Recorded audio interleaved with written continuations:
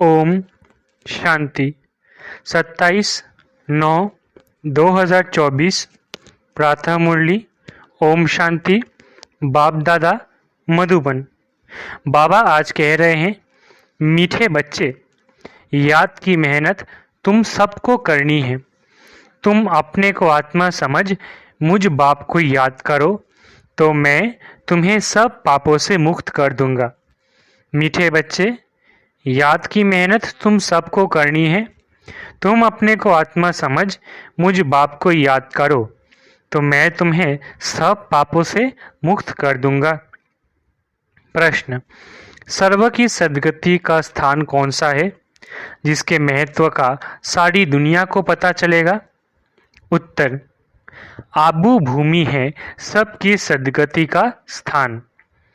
तुम ब्रह्मा कुमारी के सामने ब्रैकेट में लिख सकते हो, यह सर्वोत्तम तीर्थ स्थान है। सारे दुनिया की सद्गति यहाँ से होनी है। सर्व का सद्गति दाता बाप और आदम ब्रह्मा यहाँ पर बैठकर सबकी सद्गति करते हैं। आदम अर्थात आदमी, वो देवता नहीं है, उसे भगवान भी नहीं कह सकते। ओम शांति। डबल ओम शांति, क्योंकि एक है बाप की, दूसरी है दादा की। दोनों की आत्मा है ना, वो है परम आत्मा, ये है आत्मा। वो भी लक्ष्य बतलाते हैं कि हम परम धाम के रहवासी हैं। दोनों ऐसे कहते हैं। बाप भी कहते हैं ओम शांति, ये भी कहते हैं ओम शांति। बच्चे भी कहते हैं ओम शांति, अर्थात हम आत्मा शांति धाम की निवासी है। यहाँ अलग अलग होकर बैठना है, अंग से अंग नहीं मिलना चाहिए, क्योंकि हर एक की अवस्था में योग में रात दिन का फर्क है। कोई बहुत अच्छा याद करते हैं, कोई बिल्कुल याद नहीं करते। तो जो बिल्कुल याद नहीं करते वो है पाप आत्मा, तमो प्रधान, और जो याद करते हैं वो हो गए पुण्य आत्मा, सतो प्रधान। बहुत फर्क हो गया ना। घर में भल इकट्ठे रहते हैं परंतु फर्क तो पड़ता है ना। इसलिए ही तो भागवत में आसुरी नाम गाए हुए हैं। इस समय की ही बात है, बाप बैठ बच्चों को समझाते हैं। ये है ईश्वरीय चरित्र जो भक्ति मार्ग में गाते हैं। सतयुग में तो कुछ भी याद नहीं रहेगा, सब भूल जाएंगे। बाप अभी ही शिक्षा देते हैं। सतयुग में तो यह बिल्कुल भूल जाते हैं। फिर द्वापर में शास्त्र आदि बनाते हैं और कोशिश करते हैं राजयोग सिखलाने की, परंतु राजयोग तो सिखा न सके। वह तो बाप जब सम्मुख आते हैं तब ही आकर सिखलाते हैं। तुम जानते हो कैसे बाप राजयोग सिखलाते हैं। फिर 5000 वर्ष बाद आकर ऐसे ही कहेंगे, मीठे मीठे रूहानी बच्चों। ऐसे कभी भी कोई मनुष्य को कह न सके, ना देवताएं देवताओं को कह सकते हैं। एक रूहानी बाप ही रूहानी बच्चों को कहते हैं। एक बार पार्ट बजाया, फिर 5000 वर्ष के बाद पार्ट बजाएंगे, क्योंकि फिर तुम सीढ़ी उतरते हो ना। तुम्हारी बुद्धि में अब आदि मध्य अंत का राज है। जानते हो, वो है शांति धाम अथवा परम धाम। हम आत्माएं भिन्न भिन्न धर्म की सब नंबरवार वहाँ रहती है। निराकारी दुनिया में जैसे स्टार्स देखते हो ना, कैसे खड़े हैं, कुछ देखने में नहीं आता। ऊपर में कोई चीज नहीं है, ब्रह्म तत्व है। यहाँ तुम धरती पर खड़े हो, यह है कर्म क्षेत्र। यहाँ आकर शरीर लेकर कर्म करते हैं। बाप ने समझाया है, तुम जब मेरे से वर्षा पाते हो तो 21 जन्म तुम्हारे कर्म अकर्म हो जाते हैं, क्योंकि वहाँ रावण राज्य ही नहीं होता है। वो है ईश्वरीय राज्य जो अब ईश्वर स्थापन कर रहे हैं। बच्चों को समझाते रहते हैं, शिव बाबा को याद करो तो स्वर्ग के मालिक बनो। स्वर्ग शिव बाबा ने स्थापन किया ना, तो शिव बाबा को और सुख धाम को याद करो। पहले पहले शांति धाम को याद करो तो चक्र भी याद आएगा। बच्चे भूल जाते हैं, इसलिए घड़ी घड़ी याद कराना पड़ता है। हे मीठे मीठे बच्चों, अपने को आत्मा समझो और बाप को याद करो तो तुम्हारे पाप भस्म हो। प्रतिज्ञा करते हैं, तुम याद करेंगे तो पापों से मुक्त करूंगा। बाप ही पतित पावन सर्वशक्तिमान ऑथोरिटी है। उनको वर्ल्ड ऑलमाइटी ऑथोरिटी कहा जाता है। वो सारे सृष्टि के आदि मध्य अंत को जानते हैं। वेदों शास्त्रों आदि सब को जानते हैं। तब तो कहते हैं इनमें कोई सार नहीं है। गीता में भी कोई सार नहीं है। भल वो सर्वशास्त्रमय शिरोमणि है माई बाप, बाकी सब है बच्चे। जैसे पहले पहले प्रजापिता ब्रह्मा है, बाकी सब बच्चे हैं। प्रजापिता ब्रह्मा को आदम कहते हैं। आदम माना आदमी, मनुष्य है ना, तो इनको देवता नहीं कहेंगे। एडम को आदम कहते हैं। भक्त लोग ब्रह्मा एडम को देवता कह देते हैं।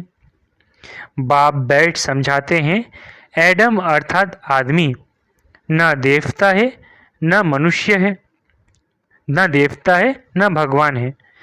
लक्ष्मी नारायण है देवता, डीटिज्म है पैराडाइज में, नई दुनिया है ना, वो है वंडर ऑफ द वर्ल्ड। बाकी तो वो सब है माया के वंडर। द्वापर के बाद माया के वंडर्स होते हैं। ईश्वरीय वंडर है हेवन स्वर्ग, जो बाप ही स्थापन करते हैं। अभी स्थापन हो रहा है। ये जो दिलवारा मंदिर है, इसकी वैल्यूज का किसको भी पता नहीं है। मनुष्य यात्रा करने जाते हैं तो सबसे अच्छा तीर्थ स्थान यह है।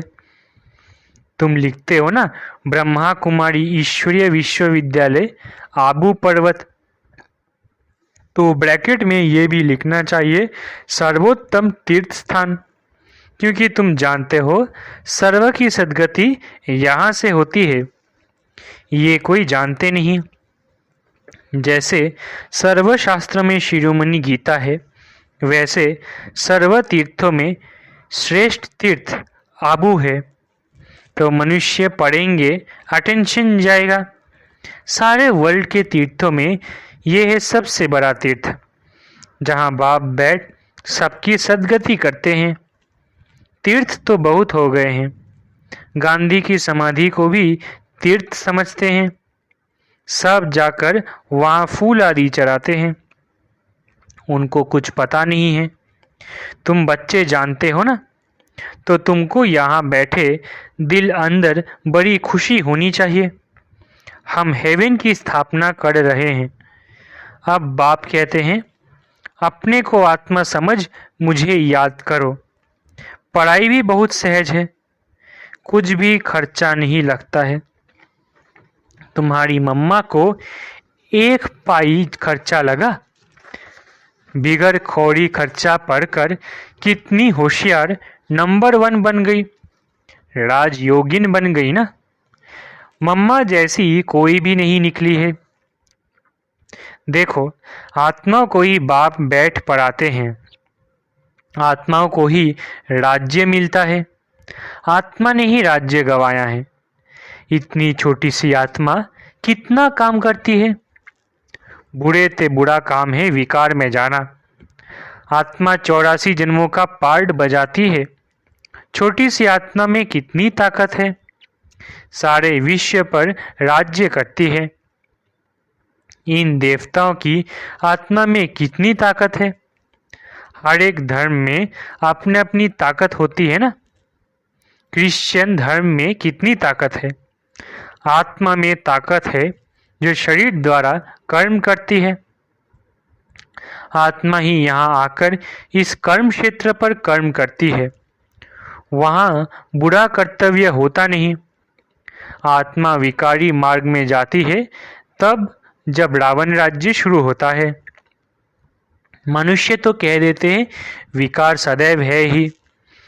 तुम समझा सकते हो वहाँ रावण राज्य ही नहीं तो विकार हो कैसे सकते। वहाँ है ही योग बल। भारत का राजयोग मशहूर है।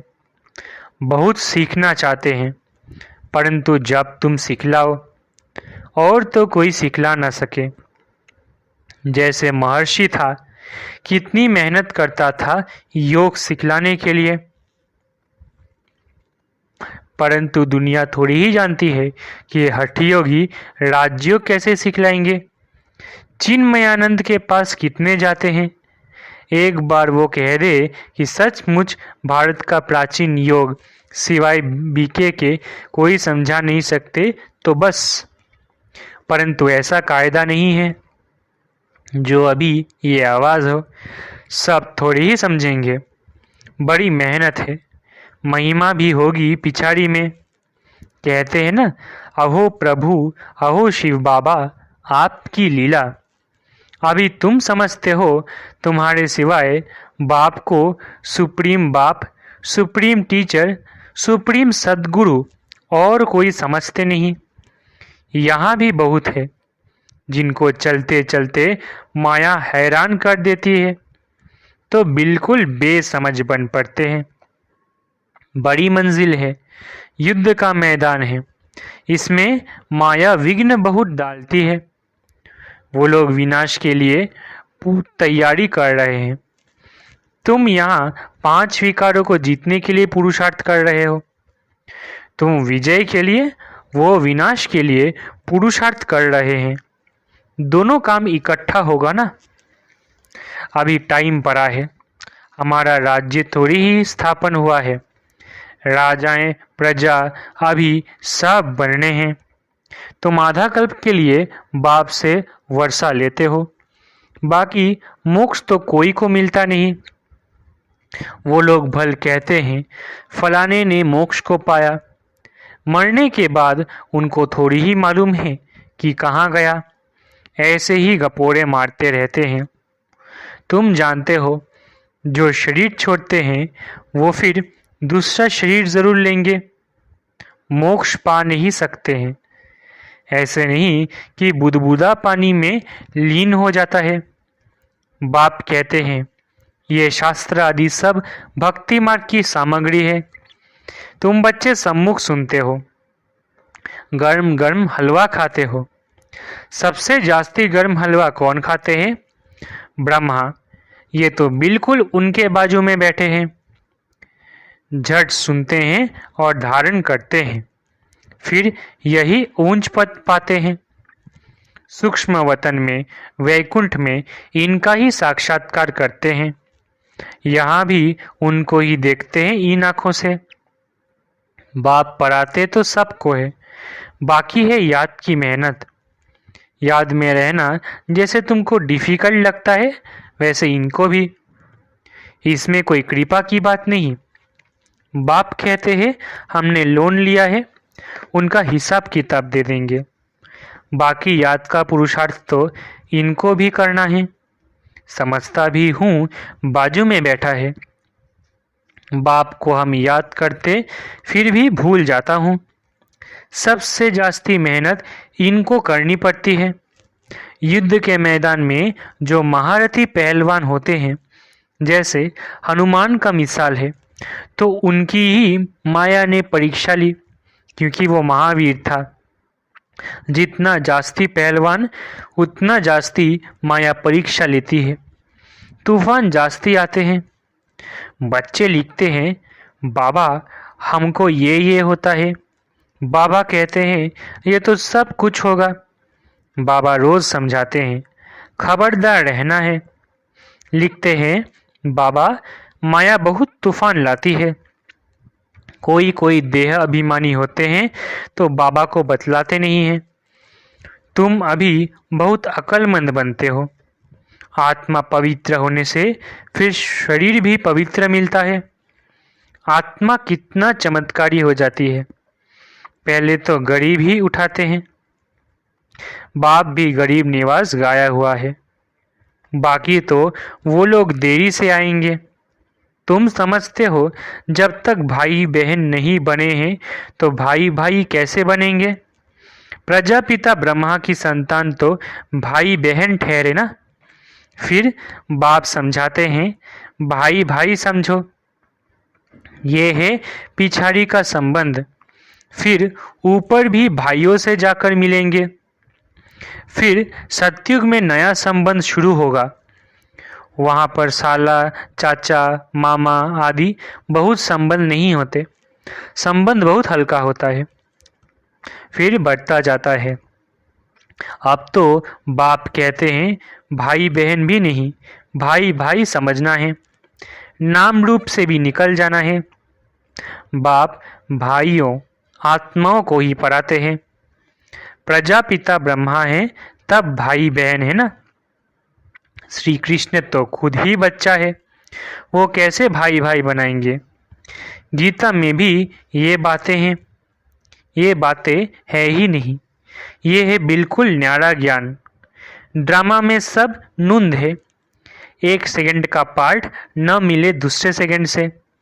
कितने मास, कितने घंटे, कितने दिन पास होने हैं।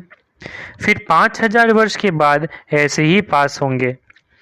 कम बुद्धि वाले तो इतनी धारणा कर ना सके। इसलिए बाप कहते हैं ये तो बहुत सहज है।